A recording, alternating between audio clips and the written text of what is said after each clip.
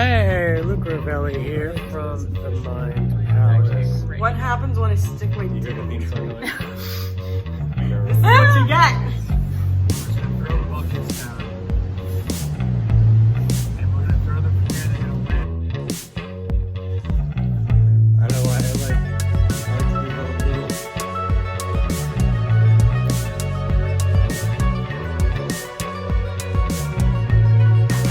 I like the music when you're playing.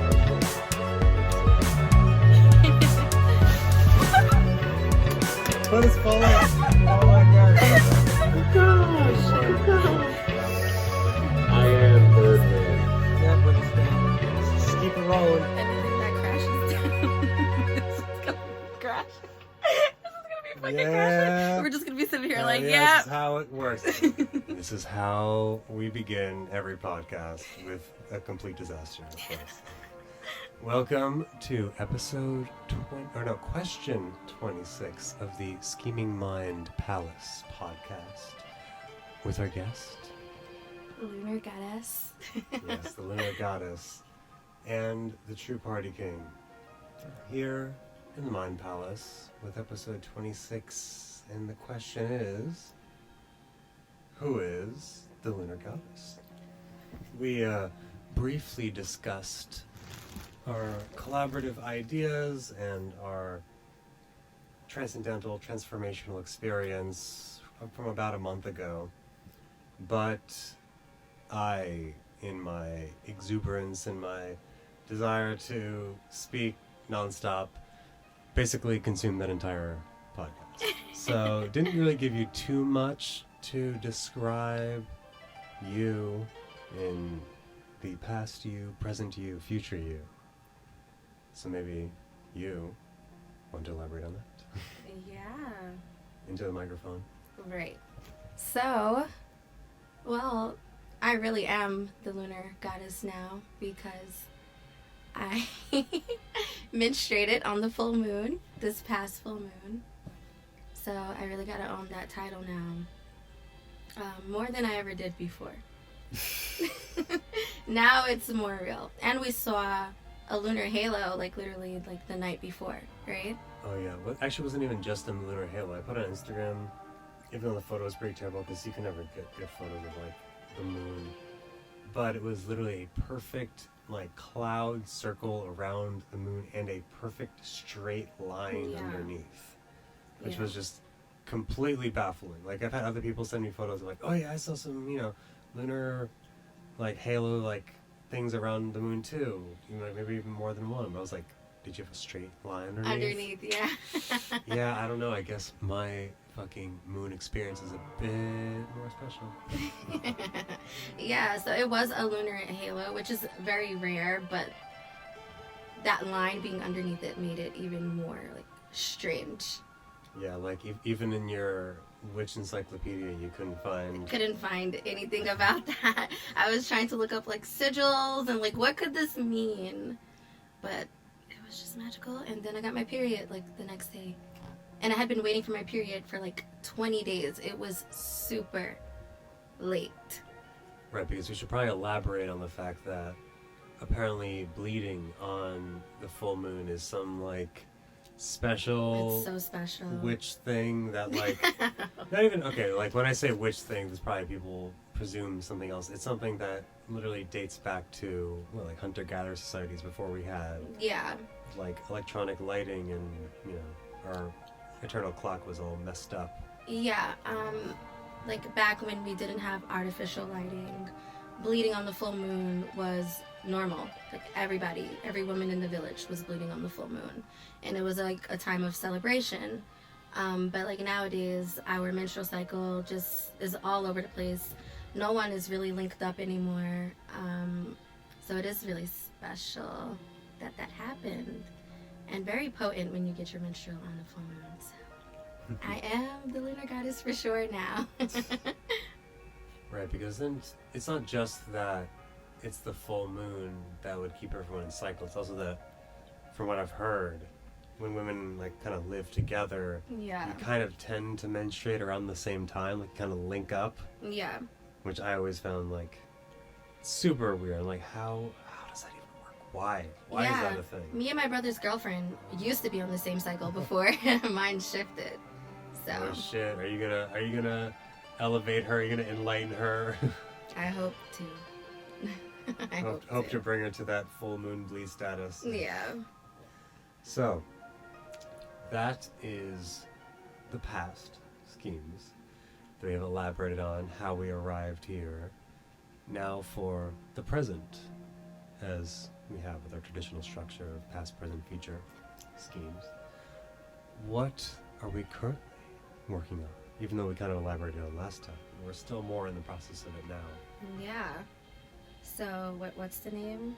Comma scheme track? Oh boy. Yeah, I guess.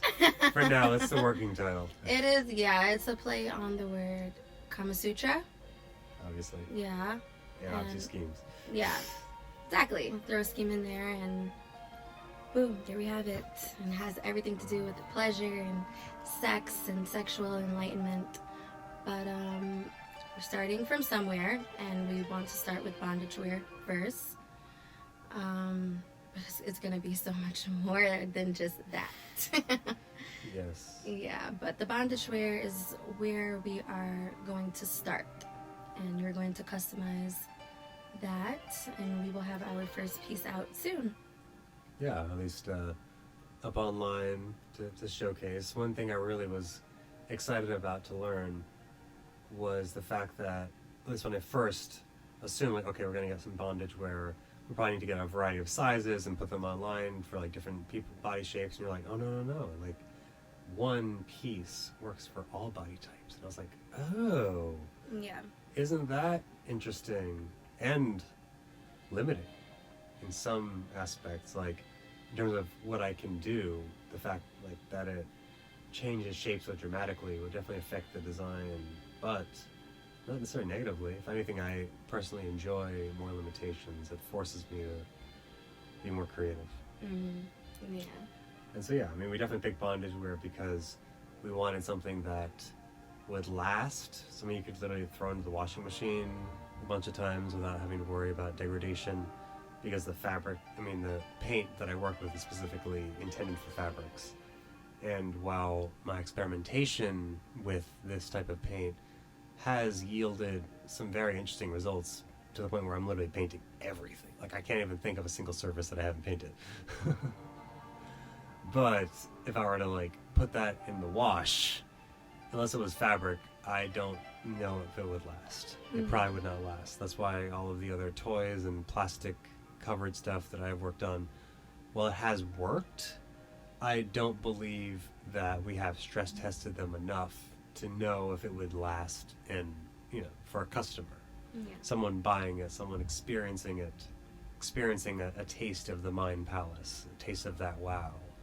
I'd make sure that, they don't feel cheated anyway. They feel fully fulfilled and wowed, of course.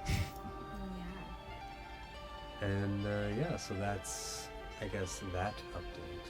We haven't worked on the piece specifically yet. Next time. Except for the sex toys that you have. Yes. Worked on. Oh my god. I mean, I don't know if you want to pull those out, but.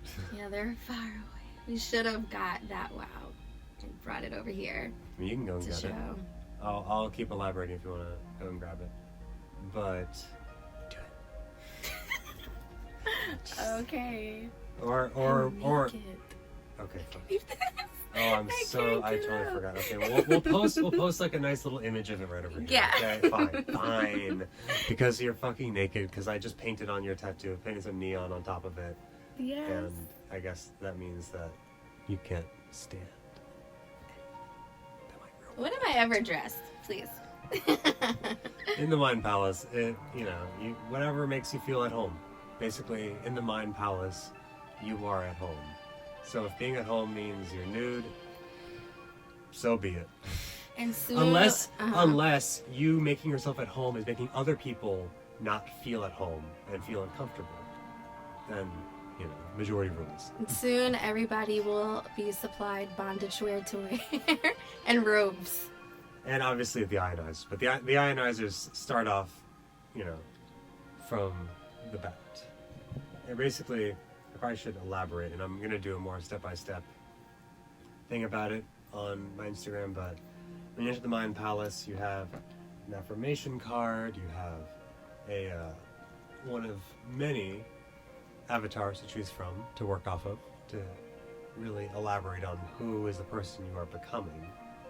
And of course, you have some ionizers to help kill off some viruses and bacteria in the area. Of course, I can't 100% say that it is treatment for it. It's not something I'm gonna say is 100% effective. I'm no doctor or technician. All I can speak from is from personal experience as someone that has seasonal allergies. Whenever I didn't have one on during springtime, I was rubbing my eyes, everything was super annoying, super normal.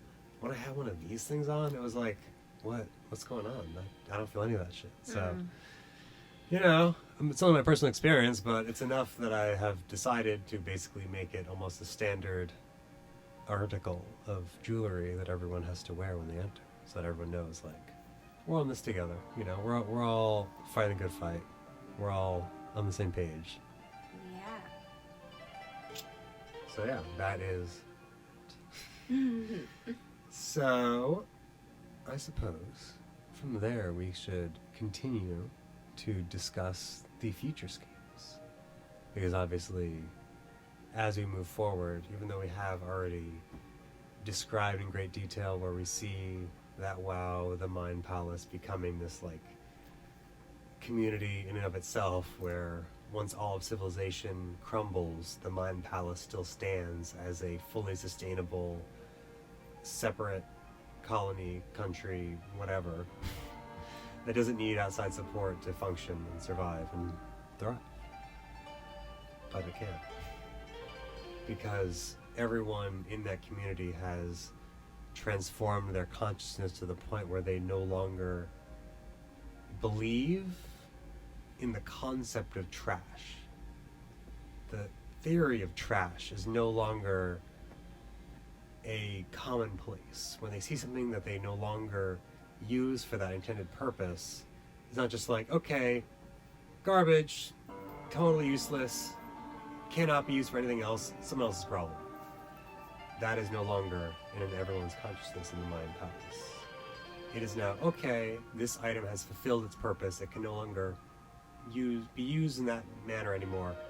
Now what can it do? What else can it fulfill?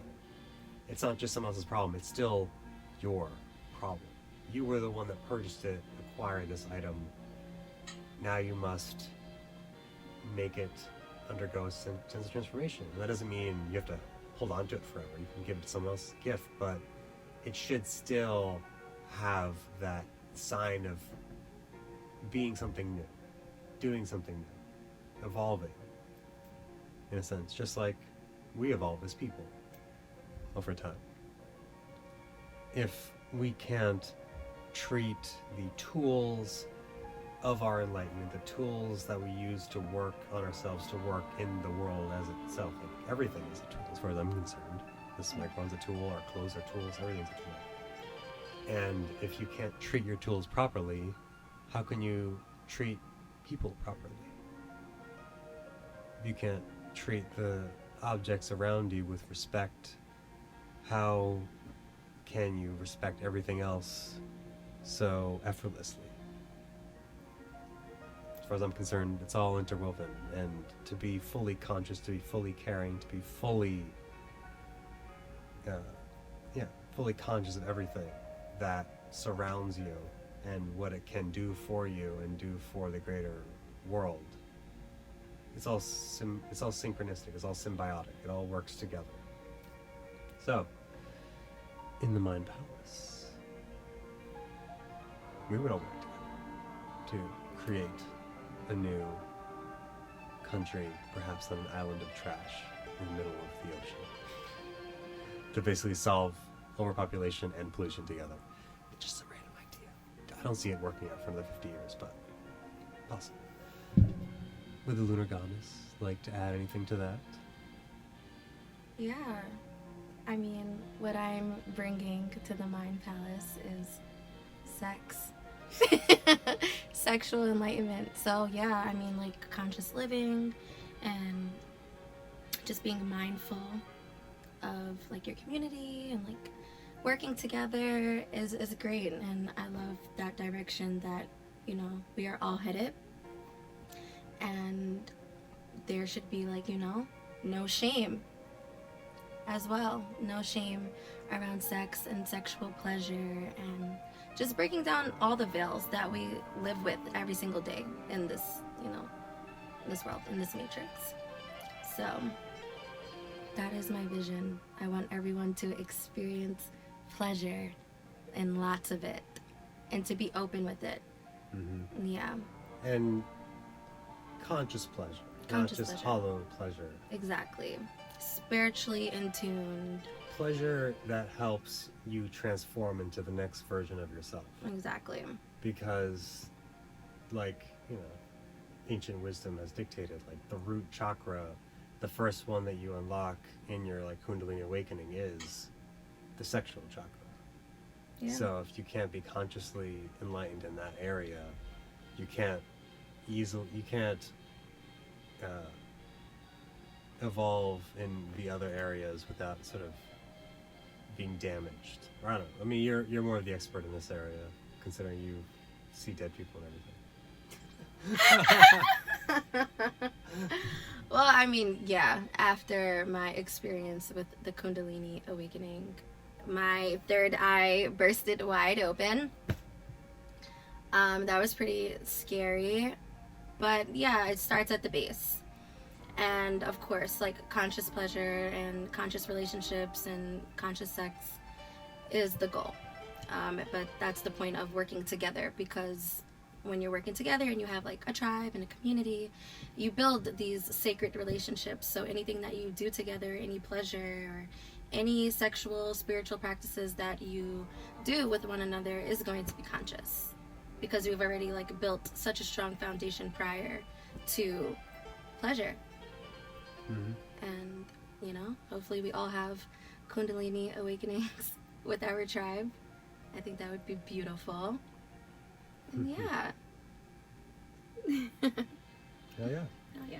I mean, again, because there's nothing wrong with, like, monogamous relationships, any other relationships. They all have their point and purpose, especially depending on your personal, I guess, level of personal conscious awareness. In that, like, a lot of people, and, you know, even myself, and most of my life, even if I would have wanted and desired, like, you know, some harem or whatever, because everyone got this. It's not even a question. But being in the state where you could, like, cope with that is very different. Because in any of these types of sexual experiences, like threesome, foursome, fivesome, tensome, like, it sounds super sexy. Like, oh my god, all these people, these bodies, this fucking flesh, whatever. Mm-hmm. So hot, so sweaty. It truly, you know, once you've experienced that level of experience, there is a sense of hollowness, if that's all it is. It's just like, I found that to be awesome, that senseless fucking, if I just keep adding more people into it, I'm sure I'll just keep getting better, without originally addressing the root of your sexual experience with even that a single individual, that person that you feel the closest to. Once you're able to feel that with a single person, then you are more capable of being in that kind of a tribal group. Yeah. Where even if, I guess, the lines between monogamy and polyamory are more blurred within the tribe, because you're not just fucking anybody, you're just hooking up with people in that set group. It's different, but it is tricky, and it's not something that is for the faint of heart. No. But it is what it is. That's what it is. It requires a lot of trust and a lot of connecting. Yeah. Being in tune with one another. Because you shouldn't just obviously plug in with anybody. So that's like when you were saying, like, a sense of hollowness comes with, like, doing all these, like, threesomes and orgies and stuff like that. It's because you're just plugging into random people. There's, like, no foundation. So, yeah. It requires that connection. Yeah, well, with that, we can wrap this up if we want. Yeah. We don't need to do a whole hour-long podcast episode like last time. We can just settle on a nice 20-plus minute episode. Yeah, so we're going off to go do witchcraft now. Yes, some more witchy stuff. Hurrah. We're getting an altar set up here and everything. Oh, yeah. It's going to get crazy in the Mind Palace. Mind Palace is always upgrading, and I'm very happy that we can finally have the very first video episode in this little section of it that we've been working on with all of our avatars, our fam over here. You can't even see all of them. There's like a whole bunch like up here. Cornelius and oof. That's me. And then we got Dr. Jammin over here, our resident Mind Palace doctor on staff, approving all of our Mind Palace medical schemes. Love it. Definitely is. Okay, anyways, loved talking with all of you guys, and we'll be scheming again very soon. We're gonna try and make this more of a weekly thing. See you guys later. Bye. Bye.